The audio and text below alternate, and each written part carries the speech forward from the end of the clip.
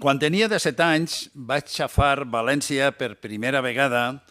Encara recorde aquell dia, l'olor a Mediterrani, la llum inconfundible de la nostra ciutat. Recorde també la resposta quan li vaig preguntar amb el meu català de Lleida a un vianant com anar a un carrer.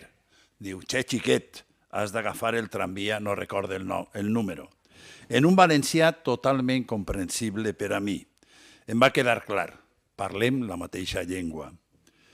Vaig descobrir una ciutat dinàmica, alegre, que mira al futur orgullosa de la seva història, però sobretot unes gens acollidores, properes, que s'organitzen en la lluita a favor del que creuen junt, cosa que em va servir, per exemple, per implicar-me en moviments veïnals, en moltes lluites i generar, junt amb molts companys i companyes, moltes esperances compartides. Avui presente la meva